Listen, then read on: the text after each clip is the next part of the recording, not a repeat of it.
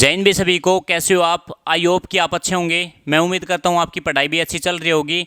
तो हमारी सरकार ने एक अच्छी वैकेंसी निकाली हुई है आरपीएफ की, और एसएससी के अंदर भी बहुत ही अच्छी खासा वैकेंसी निकाली हुई है सीएचएसएल की। ठीक है, तो हमने क्या करना है, जो हमारा जो सीएचएसएल का और आरपीएफ का, उसमें सीएचएसएल के अंदर क्या हो गया, इंग्लिश इंक्लूड की हुई है और आरपीएफ के अंदर इंग्लिश आती नहीं। ठीक है भाई, तो हमने क्या करना है, हमारे दोनों पोर्शन को सेम लेके चलना है भाई। हमने जो एक्स्ट्रा क्लास लगानी है वो इंग्लिश की लगानी है। ठीक है, तो हमारे युवा बूस्टर एकेडमी आपको इंग्लिश की एक अच्छी फैकल्टी लेके आई है। तो आपने क्या करना है, आपकी पढ़ाई को कंटिन्यू रखो, क्योंकि हमने साइनों की भी क्लास स्टार्ट कराएंगे मैडम से। ठीक है, तो जैसा कि आप जानते हो कि हमारे जो नोटिफिकेशन आया हुआ है रेलवे पुलिस का, रेलवे पुलिस के अंदर क्या होगा, रेलवे पुलिस के अंदर आपके 3 ही सब्जेक्ट आएंगे। 3 सब्जेक्ट कौन कौन से? आपकी पहले तो आपका मैथमेटिक्स, ठीक है, मैथ आएगा। ठीक है, मैथ आएगा आपका।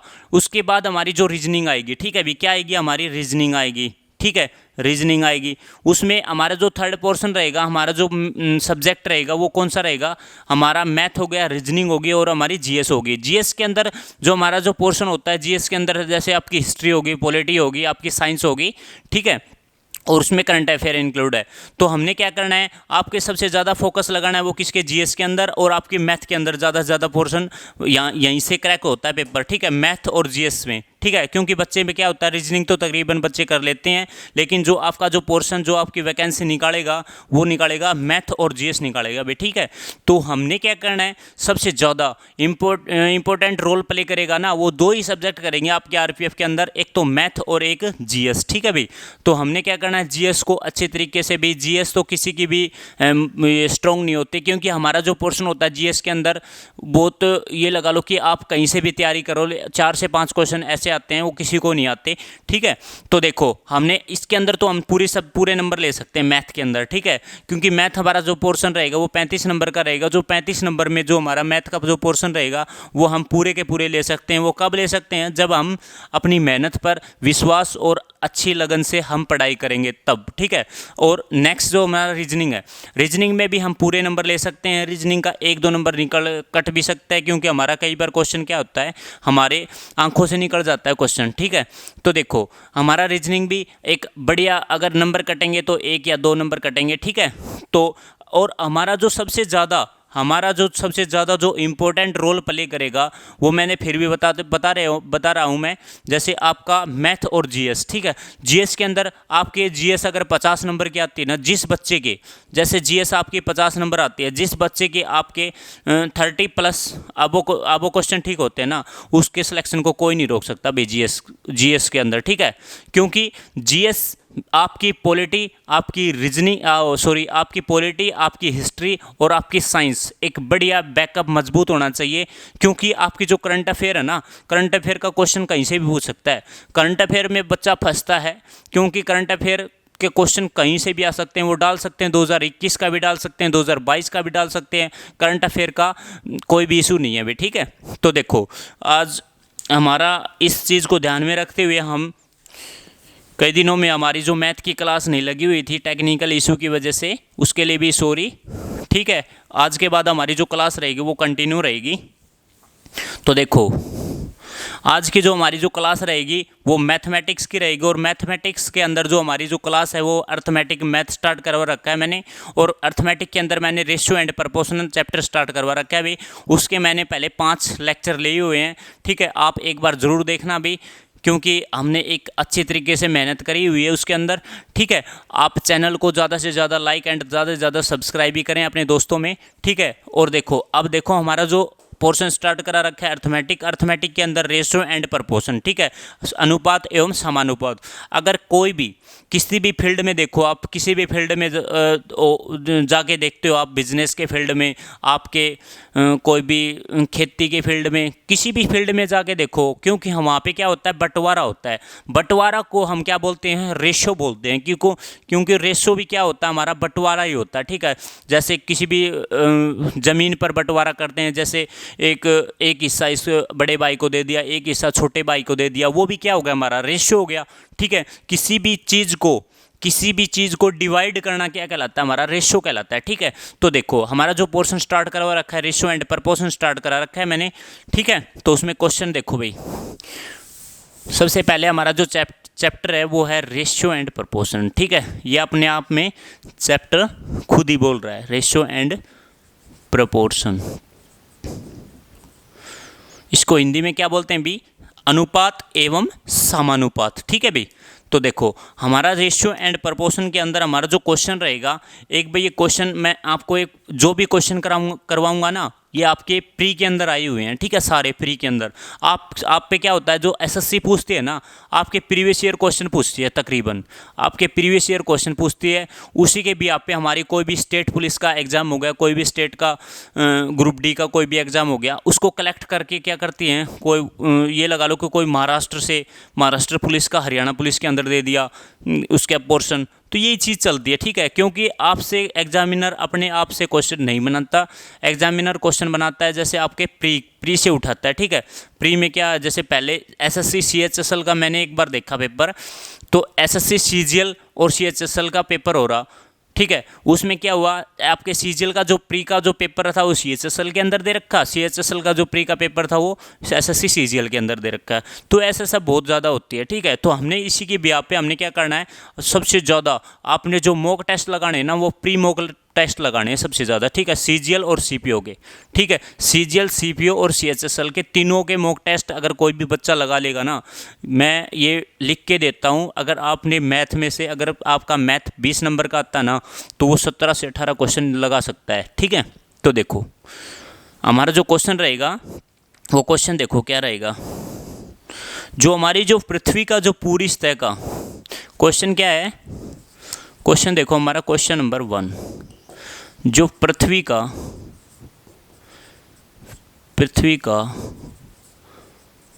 पूरी सतह का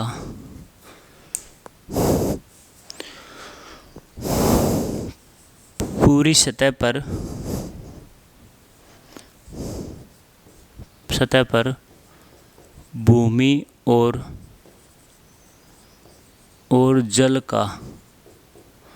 जल का अनुपात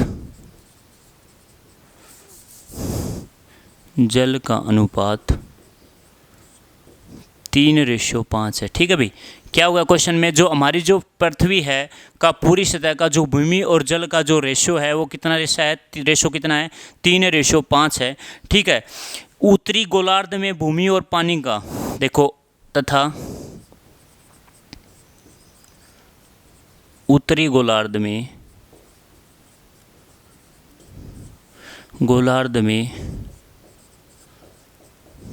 भूमि व पानी का अनुपात 7:9 है। ठीक है भाई, कितना है, जो हमारे नॉर्दर्न हेमिस्फीयर में है वो लैंड एंड वाटर का जो रेशियो है वो कितना है, 7:9 है। ठीक है, 7:9 है। तो फिर हमसे क्या पूछा है, तो फिर दक्षिण गोलार्ध में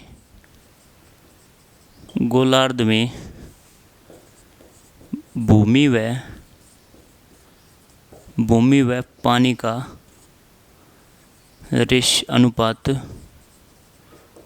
अनुपात ज्ञात करो। ठीक है भाई, हमसे क्या पूछा है कि जो हमारा जो नॉर्थन हेमिस्फीयर में है, जो उसमें लैंड एंड वाटर का जो रेशियो है वो कितना है हमारा। देखो क्या है हमारा क्वेश्चन, देखो हमारा क्वेश्चन है, on the whole surface of earth the ratio of 3:5 and northern hemisphere is land and water कितना होगा, रेशियो कितना होगा, 7:9 एंड साउथर्न हेमिस्फीयर के अंदर जो लैंड एंड वाटर का जो रेशियो है वो हमसे फाइंड आउट करना है। ठीक है, तो देखो हमसे क्या पूछ रखा है, पृथ्वी और पूरी सतह का जो भूमि और जल का जो अनुपात है वो कितना दे रखा है, जो पूरा वोल अर्थ का। ठीक है, वोल क्या होगा, पूरा वोल।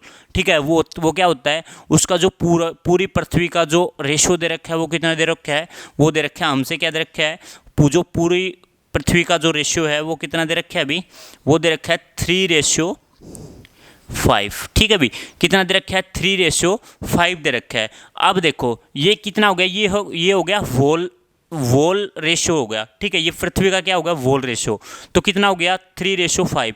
अब हमसे क्या पूछ रखा है, उसका लैंड एंड वाटर का जो रेशियो है, लैंड एंड वाटर का जो रेशियो दे रखा है वो कितना दे रखा है नॉर्थन हेमिस्फीयर के अंदर 7:9, ठीक है भाई।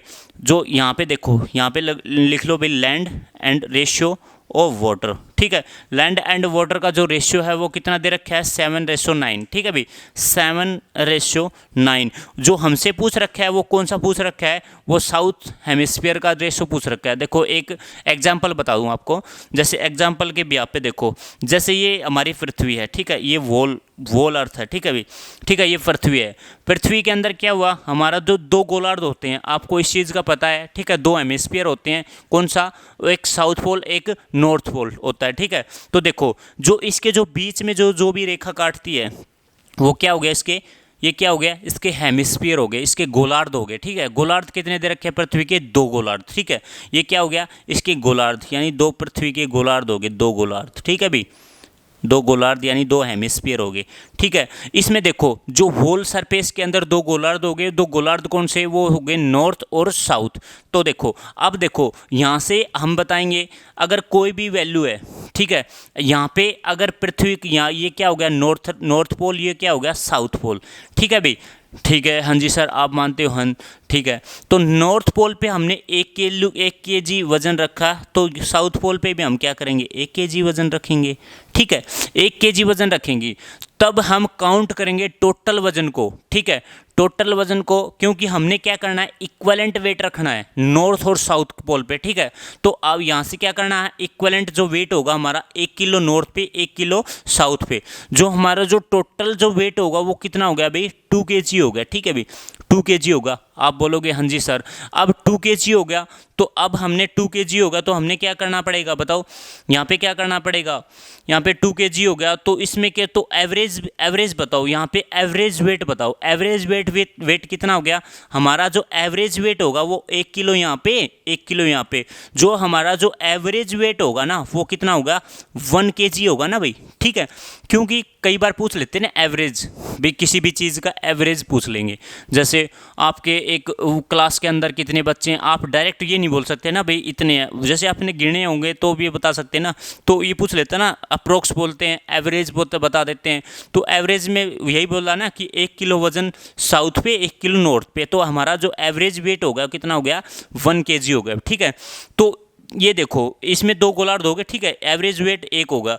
तो अब हम क्या करेंगे, जो हमारे हम बात करेंगे टोटल वेट की, ठीक है, जो हमारा जो टोटल वेट है वो कितना है 2 kg, तो अब हमारा 2 kg है, और टोटल हमारा जो पूरी सतह, जो पृथ्वी के जो पूरी सतह पर लैंड एंड वाटर कितना है वो कितना है 3:5, ठीक है।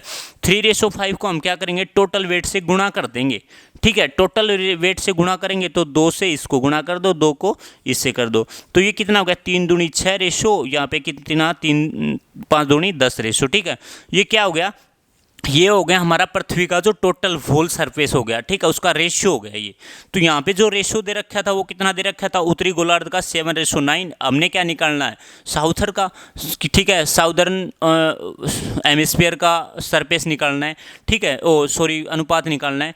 तो यहाँ पे देखो, यहाँ पे लैंड कितना था 7 और यहाँ पे कितना हो गया 6, तो यहाँ पे क्या होगा एक माइनस हो गया, ठीक है, एक माइनस होगा, तो यहाँ पे हम टोटल जो हमारा जो पृथ्वी का जो पूरी सतह का जो भूमि और जल का जो अनुपात था उसमें से हम क्या करेंगे एक माइनस कर देंगे, तो ये कितना हो गया 5, ठीक है। और यहाँ पे क्या होगा, वाटर क्या होगा था 9 है, यहाँ पे वाटर क्या होगा इंक्रीज हो गया, तो इस पर 1 इंक्रीज होगा ना, तो हम टोटल सरफेस पे हम क्या करेंगे 1 इंक्रीज करेंगे, तो यहाँ पे कितना हो गया 11। तो हमारा पूछ रखा था ना, जैसे पृथ्वी का दक्षिण गोलार्ध में भूमि व पानी का अनुपात बताओ, तो कितना हो गया, जो ये हमारा होगा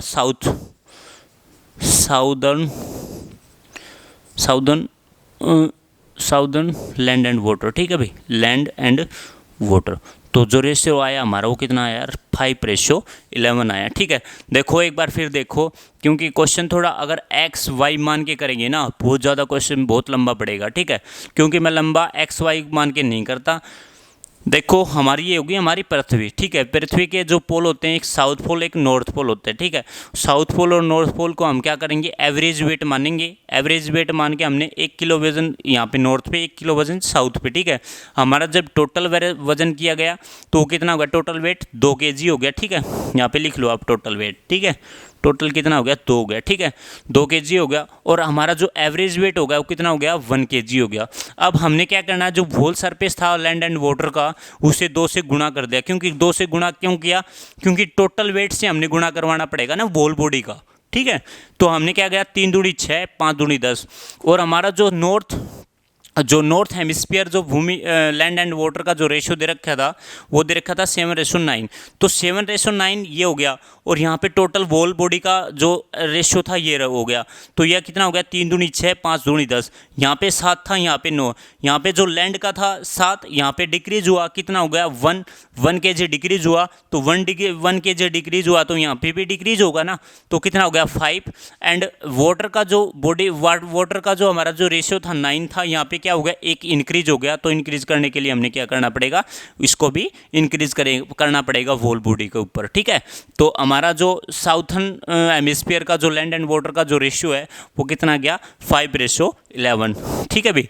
आई होप कि आपने समझ में आया होगा। एक बार क्वेश्चन को अच्छी तरीके से देख लो। अगर आप ये बोलोगे ना एक्स मान के कर दो सर, मैं एक्स मान के भी करवा दूंगा, लेकिन आपने पेपर में क्या करना है, डायरेक्ट क्वेश्चन करना है, ठीक है। आपके पेपर में आया हुआ है, आरपीएफ के अंदर भी आया हुआ है और आपके सीजीएल प्री के अंदर भी क्वेश्चन आया हुआ है, ठीक है, 2015 के अंदर, ठीक है भी। तो तब मैंने एक क्वेश्चन करवा दिया, भी आ भी सकता है भी, आरपीएफ के अंदर रिपीट भी दे सकते हैं ये, ठीक है।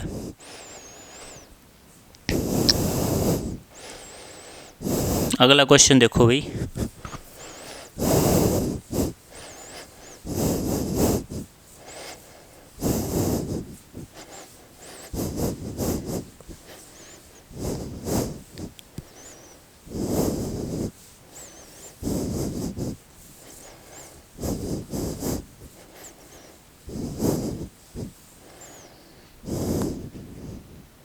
देखो क्वेश्चन है नेक्स्ट, कोई भी रेशियो का कोई नेक्स्ट क्वेश्चन है, क्वेश्चन नंबर 2।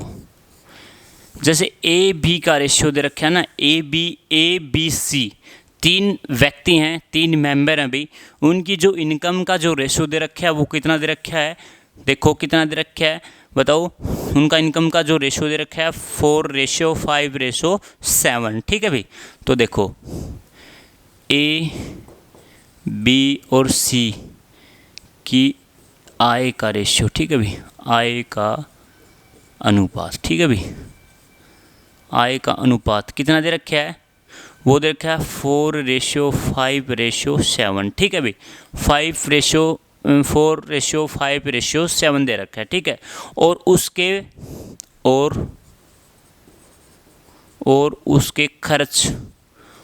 उसके खर्च का जो रेशियो है, खर्च का अनुपात, ठीक है भाई।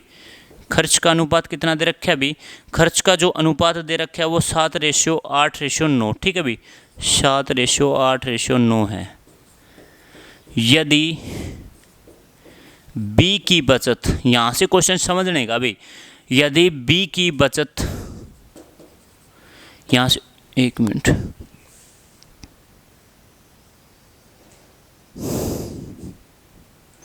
यदि बी की बचत उसकी आय का 12% है, ठीक है।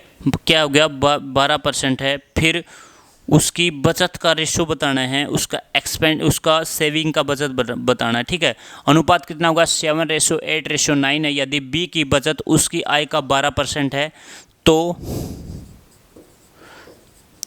उसकी बचत का रेशियो बताओ, बचत का अनुपात बताओ, ठीक है भाई। अनुपात ज्ञात करो, ठीक है। यो हमने फाइंड आउट करना है। देखो क्वेश्चन में क्या पूछ रखा है, क्वेश्चन में देखो, ठीक है भाई। देखो क्वेश्चन देखो, ए 3 व्यक्ति हैं, ए बी और सी, ठीक है। उसकी जो इनकम का जो रेशियो है वो 4:5:7 है, और उसका एक्सपेंडिचर का जो रेशियो है वो 7:8:9 है। ठीक है, यदि बी की सेविंग का उसकी इनकम का कितना 12% है, तो उसकी सेविंग का रेशो ज्ञात करना है हमने। ठीक है, तो देखो सेविंग का रेशो ज्ञात कैसे करेंगे। देखो यहाँ पे हमने क्या करना पड़ेगा, पहले यहाँ पे पहले उसकी इनकम, ठीक है, उसकी इनकम देखनी है भी कितनी है, यहाँ पे उसकी इनकम, ठीक है भाई, इनकम हो गई, उसके एक्सपेंडिचर हो गया, ठीक है भाई, एक्सपेंडिचर हो गया, उसकी सेविंग हो गई, ठीक है, सेविंग। तो देखो यहाँ पे हमने जो व्यक्ति थे वो कितने थे भी, ए बी और सी थे। ठीक है, 3 व्यक्ति थे, ए बी और सी। ठीक है भाई, ए और बी सी के जो इनकम थी वो कितनी थी भी, 4:5:7 थी। ठीक है भाई, कितनी थी, 4:5:7 थी। ठीक है भाई, उसकी जो इनकम थी, इसको ऊपर लिख लो भाई एक बार, दिख रहा होगा ना। तो देखो ये जो इनकम थी ये क्या होगी, इसकी इनकम, ये क्या हो गया इसका एक्सपेंडिचर, और ये क्या होगी सेविंग। ठीक है भाई, देखो ए बी और सी 3 व्यक्ति थे, उनकी जो सेविंग का जो अनुपात था उसकी इनकम का वो कितना था, 4:5:7। ठीक है भाई, और उसके एक्सपेंडिचर, उसकी खर्च का तो 7:8:9। ठीक है भाई, तो हमने क्या करना पड़ेगा, उसकी जो सेविंग का जो इनकम का 12% है। ठीक है, अब वो सेविंग करता है कितना है, 12% सेविंग करता है। ठीक है भाई, अपनी इनकम का क्या करता है, वो 12% सेविंग करता है, तो उसका सेविंग का रेशो निकालना हमने। देखो कैसे निकालेंगे, क्योंकि रिलेशन नहीं है, तो हम क्या करेंगे, इसको डायरेक्ट सब्ट्रैक्ट नहीं कर सकते। ठीक है, हमने रिलेशन बनाना पड़ेगा पहले वैल्यू को। रिलेशन कैसे बनाएंगे, हम क्या करेंगे, उसकी आय का कितना परसेंट, 12%। मैंने एक चीज़ सिखाई थी रेशो एंड उसमें परसेंटेज के अंदर, किसी भी चीज़ को अगर परसेंट के अंदर दे रखी है उसको फ्रैक्शन में चेंज करो। बहुत ही अच्छा क्वेश्चन रिपीट मोड पे बताया था मैंने ये चीज़। जैसे हमारे 12% है, ठीक है, 12% है, 12% को हमने क्या बताया था, परसेंट को फ्रैक्शन में चेंज करेंगे तो क्या करेंगे, बटे में 100 करेंगे, तो बटे में 100 करेंगे तो 1/8 आ गया। 1/8 क्या हो गया, उसकी फ्रैक्शन वैल्यू आ गई। ठीक है, फ्रैक्शन वैल्यू 1/8 आई। तो हमने इसको रिलेट करने के लिए क्या करेंगे, जब भी इक्वेशन को हम रिलेट करेंगे तो उसको बैलेंस कर देंगे हम। ठीक है, बैलेंस करने के लिए हमने क्या करना पड़ेगा, तो देखो बैलेंस करने के लिए हमने क्या करना पड़ेगा, इसको 8 से मल्टीप्लाई, ठीक है भाई, इसको 8 से और इसको 5 है। क्योंकि यहाँ पे पूछ रखी है बी की सेविंग का रेशो पूछ रखा है। ठीक है, क्या पूछ रखी है, बी की सेविंग का रेशो पूछ रखा है। बी की सेविंग का रेशो कितना है, यहाँ से इसको 8 से मल्टीप्लाई और इसको 5 से। ठीक है भाई, इसको 5 से। अब देखो, अब हमारे क्वेश्चन में ट्विस्ट आएगा। देखो क्वेश्चन में ट्विस्ट कैसे आएगा, जो उसकी आय का 12%, तो 12% को हमने फ्रैक्शन वैल्यू में मानी। ठीक है, फ्रैक्शन वैल्यू मानी तो कितनी होगी, 1/8। 1/8 क्या हुआ, 1/8 आया हमारा, जो बेस वैल्यू होती है हमारी इनकम। ठीक है, इनकम क्या होगी हमारी बेस वैल्यू, ये बताओ, ये तो होगी इसकी इनकम। ठीक है, और इसका जो 7, ठीक है, यहाँ पे एक लिख दूँ और यहाँ पे 1 माइनस कर देंगे, यहाँ पे 7 हो गया। 7 क्या होगा, उसका एक्सपेंडिचर हो गया, यानी इसकी खर्च हो गया, और 1 क्या होगी, उसकी सेविंग होगी। ठीक है भाई, क्या होगी, सेविंग। अगर इक्वेशन को रिलेट करने के लिए हमने क्या करना पड़ेगा, इस इक्वेशन को बैलेंस करना पड़ेगा। और बैलेंस कैसे करना पड़ेगा, ये बताओ। बैलेंस करेंगे तो हम क्या करेंगे, इनकम इसकी कितनी है अभी, 8। ठीक है, 8 हो गई, और उसका एक्सपेंडिचर कितना हो गया अभी, उसका 7। इससे मल्टीप्लाई करवा देंगे और फिर इसको माइनस कर देंगे टोटल इक्वेशन को। ठीक है, तभी आपका उसकी बचत का रेशो आ जाएगा। देखो अब क्या करेंगे, देखो 8 पंजे 40, 5 अट्ठे 40, 8 में से 7 गए 1, यहाँ पे कितना हो गया भाई, 40। ठीक है, आप ठीक है भाई, समझ गए। यहाँ से देखो, यहाँ पे 8 8 64, 64 चौका कितना होगा भाई, 64 चौका 4 चौक 16, 256। ठीक है भाई, 256 हो गया। यहाँ पे क्या लिखोगे 256, और यहाँ पे कितना 5 7 35, 7 7 7 49, 49 5 245, 245 वैसे 256 11। ठीक है भाई, यहाँ पे कितना हो गया 11, 11 रेशो 40 रेशो कितना हो गया, यहाँ पे इसको मल्टीप्लाई करवा लो भाई, 5 7 35 निम्मा कितना हो गया भाई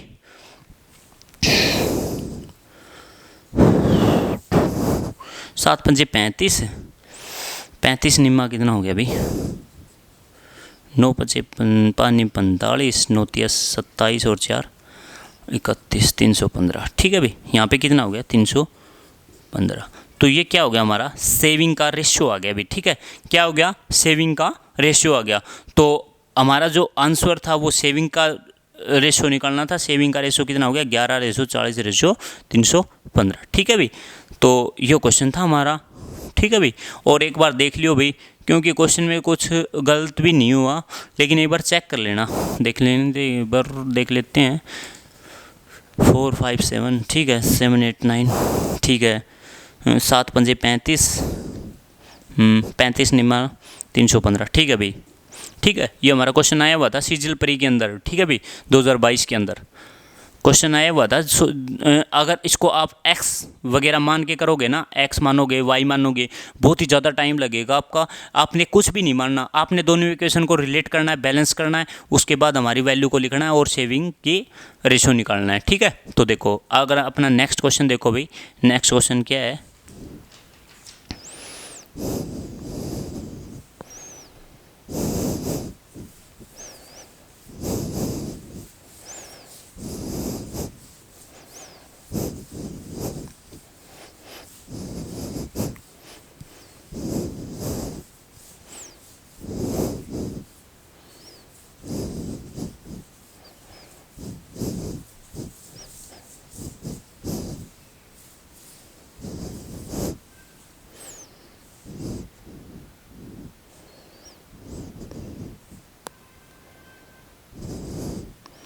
देखो क्वेश्चन रहेगा हमारा नेक्स्ट क्वेश्चन रहेगा हमारा क्वेश्चन नंबर 3। क्वेश्चन नंबर 3 देखो, क्वेश्चन नंबर 3 में क्या है, जैसे देखो ए सम ऑफ